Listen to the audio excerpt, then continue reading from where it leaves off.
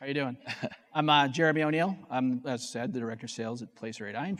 Truth in Advertising, my headshot was just up there, but you're wearing the same jacket and have the same cowlick. A little bit about Placer. So we're a location analytics company that harnesses the power of millions of mobile devices to give you insights into any physical place in the United States. So when we started, that was like shopping centers, retail locations, made a bunch of sense. But data's powerful and it's expandable, right? So that expanded to strawberry festivals and monuments and tourist attractions and softball tournaments and all of these things that are key to like how DMO is run, right? And what brings people to a city, a town, or a county, right? So we've been selling Placer for about 3 years now. As I mentioned, we started in the retail, commercial real estate space, but we've really come on in the civic space, which is we've added in the last year and a half about 220 civic clients. And really our clients, there's two types of clients, right? There's clients and then there's visionaries. So normally when you look at Placer, it looks like this, right? So it's a cloud platform. You can search any place in the United States and say you want to look at Dollywood. You would come in here, you'd type it in, and it'd bring back Dollywood and bring back demographic information and all that stuff, and it would compare it to like Downtown Gatlinburg, right? And that's the way it works out of the box. But it takes visionary customers sometimes to move you forward. And our partnership with Herschend Entertainment was definitely that, right? So working with David, we found that there was stuff that we had in the platform that we weren't presenting maybe in this view that we needed one of our customers to push us to get to, right? So I'm gonna let David talk a little bit about how that worked. And right, so I'm a terrible client. I'm the worst. Because usually you have a product and I'm like, yeah, but I want it to do this. And like, we don't do that. Well, you should do that. And that's how I think, right? Because ultimately I came from DMO world. I'm now an and so by the way, all the attraction members who are here today, I would encourage you to join US Travel. I'm on the board of the attractions committee. So please do that. See me if you haven't done a little plug. But 4 years ago, and I put up this billboard. This is a billboard we run in multiple markets. This is a cooperative that we do with Gatlinburg, who's actually here, Chad, my buddy Chad. And we've been doing this, cooperative now, and now we're up at about $800,000 in cooperative each that we do these billboards. And people don't like traditional advertising because there's no ad attribution and it bothers board members. And I say, forget that. That's just BS because it's true. I actually can do ad attribution with billboards. And I'm going to tell you how. But this is the type of billboard that we put up in Atlanta, Charlotte, Nashville, all over. And it's really, and it has three things on it, right?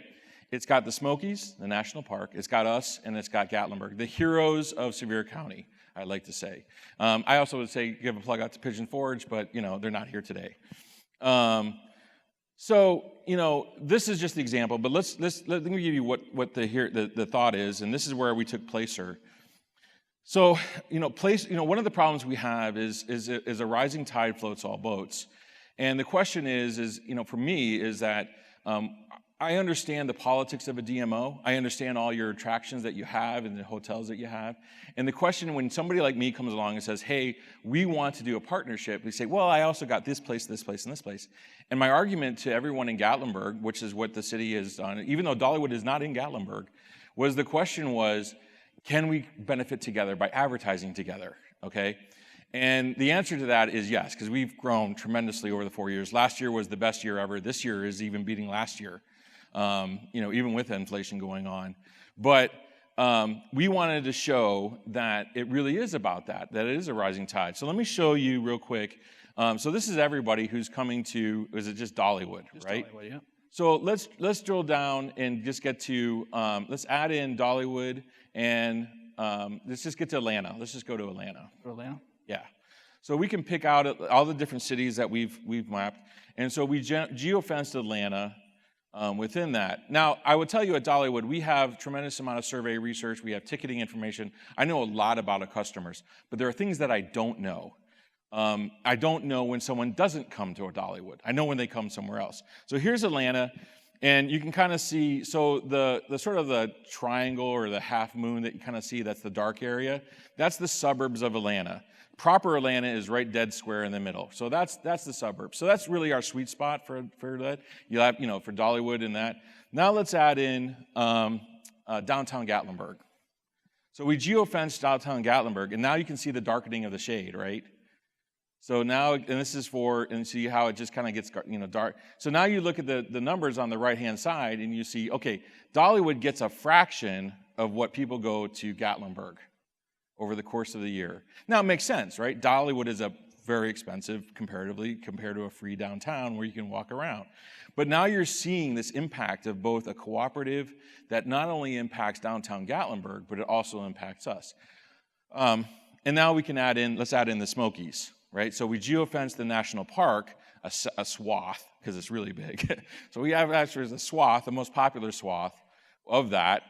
And now you can start to see when we start to, and there's the national park within that. So, and the national park is a little problematic because there's no cell service, so it's a little wonky at times, and we're kind of figuring that out. But now you see it even getting more darker, sort of that crescent moon of that people who have traveled from Atlanta, to up to Sevier County, which is in Tennessee. And you can see the seasonality, right? So you start to see these patterns of seasonality, within East Munch. And it makes sense to me, right? So when is Dollywood closed? Well, we're closed in January and February. When do you see absolutely nobody come to Dollywood? January and February. And then you can start to see March and when we open up for spring break. So now the data, like everything else, says common sense, right? What's our common sense answer with all this? So this is where we are at. We pushed them a long time to get to this, but this is where we want to go, within this. And one of the questions we don't have is, what do they do? Where's in this data set, where do we see the cross-pollination? So how many people who went to one, went to the other, went to the other? And that's what we're working on right now. So literally, this is a month-long, literally, we did this in a month to build this set out. And now the next iteration will be what I hope to share with you all, is that important data that you can take back for your DMOs and your attractions and say, where else do they go within that? So if you take my old hometown, Philadelphia, go Eagles. If you take my old hometown, which is to say, in which we have an aquarium there, which is how many people went to Camden, who then went to the Ben Franklin, who then went to the museum, who went to Welcome America, et cetera, et cetera. I can keep going on with all the different locations in which the people have moved around. And that's where we want to take this, because what we want to show to Gatlinburg is, and what we want to show to Gatlinburg's members, and what we want to show to our board members is that it will help me understand if the people who are coming to Gatlinburg, why aren't they coming to Dollywood? And who are they? And how do I target them? So again, in most attractions, it's not so much who your customers are, it's your non-visitors. And anybody who's ever done a non-visitor survey, it's really hard. It's not easy because they'll tell you what you want to hear and they don't really, So non-visitors are the important part for me to say, how do I get people who I know go to the national park or somewhere else, how do I get them to here? And let me give you one more interesting idea. Placer is also going to be able to help us for long-haul destinations like Chicago, New York, Philadelphia. And they're not all going to go in one way. They may stop somewhere. Question is, where do they stop? So Placer is going to say to me, hey, they may stop in Charlottesville to do, a tour of Jefferson or something like that. Or Charlottesville. Yeah, that's what I said. I almost said Charlottesville, right? And they may stop there. But that tells me, hey, that's a good place to put intercept, right? Think about the intercept that you want to do. And if you know their pattern of where they're going to stop, then how do you, target them? And you could geo-target that as well. Placer also helps me look at directions. So it tells you the volume of which highways they're taking. So from Atlanta, we have two ways that you can get up to the Smokies. And which way is more prevalent than the other will also help me tell. And it keeps our vendor companies honest. So when they're charging me $10,000 for this and they're $25,000 for, it helps me negotiate and say, no, that's not how it's going to go. So that also helps us within that. The other thing is, and I feel like I'm doing this really good ad, but it really is trying to. One thing we've discovered at Dollywood is that we do a lot of survey research for our own customers. We have hundreds of thousands. Not every population likes to fill out surveys. So we learned from our research that when we really the litmus test, and I'll be honest, for me, I've seen a lot of companies, and what Placer did when they said, well, here's what we think your attendance, we didn't tell them what our attendance was, and we had them guess what our attendance was. They were within 2%. I mean, that's not a guess. Yeah, see, that's not a guess, right? See, they were in 2. I knew exactly what our attendance is at Dollywood, so I knew that their data was pretty good. And so one thing that we learned is that our population of minority groups, which don't often like to fill out surveys for us at Dollywood, was much higher than we have for ourselves. So, we felt, wow, it tells us a little more story that we are more diverse than we think that we are. And that's another good thing that led us to this. And it tells us an income story about people who don't necessarily like to fill out surveys. And that was very helpful to us. I think the last thing that I want to sort of say that we're working on, and then I'll kick it back over to Jeremy to kind of finish up on the journey that we've been on. And you're looking at this is different pathways. I think ultimately for destinations, you have to think about international, not necessarily international, but long haul.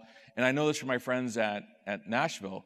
When you fly into Eastern Tennessee, it's not necessarily an easy place to get to. You fly into Atlanta, or you fly into Nashville, or you fly into Asheville, or something like that.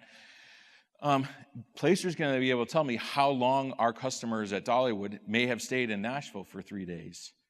And so now you can start to see a multi-destination advertising campaign, and it also helps for the state tourism directors who might be here to think about partnering with attractions who are looking to do more things and more targeted types of things in places like Seattle or San Francisco. We get about 7,000 or 8,000 from San Francisco. We get about 10,000 from Seattle. And the question is, do they fly in this, and I know this when I talk to my friends personally, they fly into Nashville, they do their Nashville thing, and then they come out to Eastern Tennessee, or they might go to Memphis or something like that. But that then tells a multi-destination sort of story that goes beyond just the local multi-regional thing. It's now a multi-destination thing. And so for cooperatives, and at the end of the game, it's back to that billboard. Imagine you're advertising. For us, it's like we want to grow our business. We want to grow in New York. We want to grow in Chicago. And it's very expensive, as you all know, right? We don't have, COVID money is going to go away soon, and we'll be back to normal. But certainly, I think, when we partner together, which we did this summer, there's a campaign in D.C. I don't know if anybody from D.C. We have a campaign this summer called the Dolly Mama. That's what she calls it.